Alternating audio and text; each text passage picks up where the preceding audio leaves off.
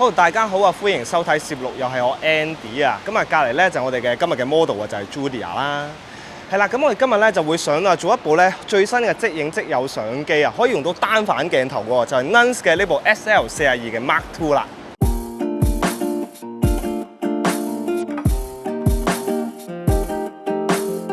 咁 Nunz 呢部機啦，同其他嘅即影即有有咩分別咧？就係佢一部咧可換鏡頭式嘅一部嘅即影即有相機嚟嘅喎。鏡頭就係可換式設計啦，就會用上咗咧呢個 EF mount 嘅設計嘅喎。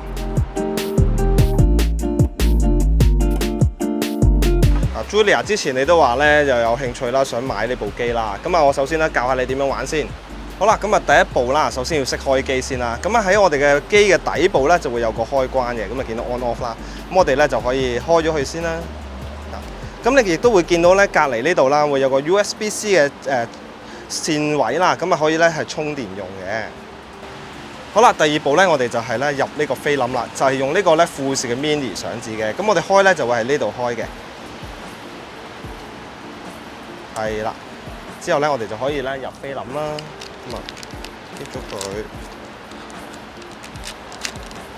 好啦，咁跟住咧，我哋就會見到啦，呢個有黃色嘅位噶嘛，係咪？咁嗱，因為咧佢呢度咧係有個窗嘅。入咗嚟，其實你就會見到有冇菲林噶啦。咁我哋咧首先咧就要咁樣擺落去，係啦，將個尾擺入去先，將個頭放咗落去，之後就可以撳實佢，係啦。要聽到啪一聲，係啦，咁就 OK 啦。咁你會見到啦，呢度有黃色就代表入邊有菲林啦，咁就唔會咧唔覺意咧打開咗啦。好啦，第三步咧，我哋就首先要將佢第一張黑色嘅膠片退出嚟先喎。喺右邊咧，又會有個按鈕嘅呢度。咁我哋咧就撳實佢1.5秒左右，聽到咧會有聲啦。咁佢就會咧將嗰塊黑色膠片退咗出嚟啦。其實呢個咧亦都係咧每一次影完相嘅一個咧出相嘅按鈕嚟嘅喎。跟住落嚟咧，咁我哋影之前咧就要做測光啦。咁你會見到咧，我哋呢度有個屏幕仔啦，會有寫住咧 F， 即係等於光圈啦。咁啊，呢度亦都有電量控制啦，同埋咧係第幾張嘅喎。咁我影嘅時候啦，咁啊首先咧，我哋可以咧調校我哋嘅光圈啦，同埋我哋嘅快門嘅。咁例如好似而家咧，你會見到啦，因為佢咧喺前面會有個測光嘅一個窿㗎。咁我哋而家對住我哋想影嘅位置，之後你就會見到咧，佢寫住咧 F6。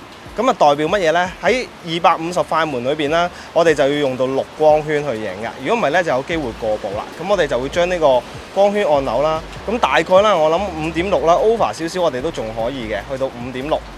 咁咧之後我哋就可以咧進行拍攝。咁如果啦，例如我哋喺一啲比較唔夠光嘅環境裏邊啦，咁可能咧佢嗰個光圈嘅數值就會去再開大啲嘅。咁我哋咧就可能咧就會校到佢咧，可能我當1.8光圈啦。咁咧，但係發現咧佢都係仲係唔夠嘅話咧，咁我哋就會再調咧快門去控制啦。點解冇嘢睇嘅？係啦，嗱，我哋咧 set 好晒光圈快門之後咧，咁嗱，其實你睇下下邊呢度，等陣先，唔好住。係啦，呢度咧有個過片杆嘅，我哋要將呢個過片杆咧由呢個左推到右，你試下推啊。係啦，係啦。咁之後你就會見到咧有嗰個影像啦，所以咧每一次影嘅時候咧，其實你都要進行呢個咧過片嘅動作嘅。咁再落嚟咧就對焦啦。咁你會見到一路擰嘅時候咧，其實你只要咧見到你想影嘅嗰個目標嘅 target 啦，個影像扭到佢係清晰見到，唔係蒙嘅咧就可以噶啦。好啦，咁啊再落嚟之後咧，咁你就可以按呢個快門啦。咁跟住咧就撳實呢個咧係出片按鈕啦，係1.5秒左右啦，撳實佢直至有聲為止，咁就可以出片嘅啦。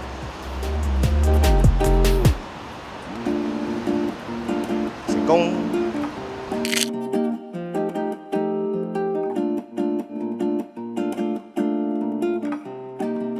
點解佢會有個框嘅？哦，原來係咧部機係咁樣嘅，因為咧雖然啦佢係一個單反設計啦，咁但係因為咧我哋其實呢個相紙個 size 咧，其實已經係超過咗135菲林咧嗰個片幅㗎啦。其實佢差唔多已經係等於一啲嘅中片幅嘅相機，咁所以咧我哋就可以加呢個咧 NFE 嘅呢個增幅嘅一個咧轉接環落去，咁啊我哋就可以放大咗個影像啦，可以 cover 晒咧，咁就唔會有呢個黑角嘅情況出現啦。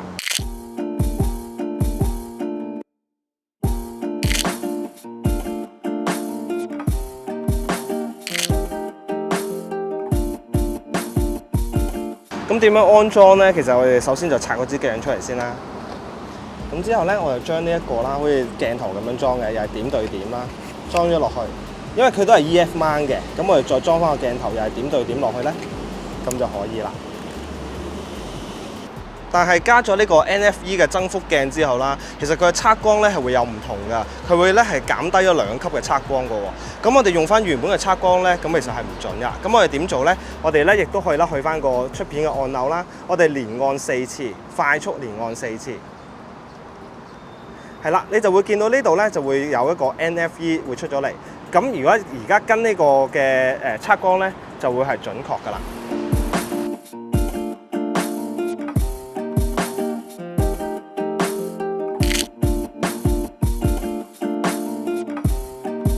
咁可換鏡頭有咩好處呢？其實係好多可以玩法嘅喎。咁因為佢本身咧係 EF mount 啦，咁只要咧我揾翻一啲嘅鏡頭嚟，好似我手上呢支一啲嘅老鏡啦，係 Fuji 龍嘅55.1.8光圈啦，佢係 M42 mount 嘅喎。只要我加咗個轉接環落去咧，由 M42 啦轉咗去做呢個 EF， 咁咧我亦都可以咧擺落去咧可以用得到喎。咁嚟啲 Takuma 啊嗰啲咧，亦都可以啦用到落去啦。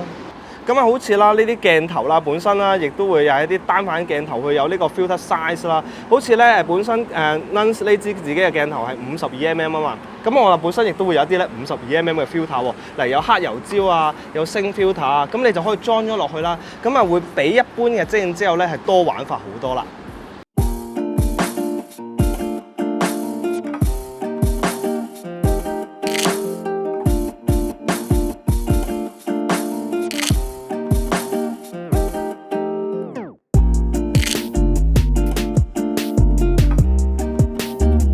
咁我啱啱就裝咗個黑油焦落去啦，就試下影出嚟嘅效果，睇下會點喎。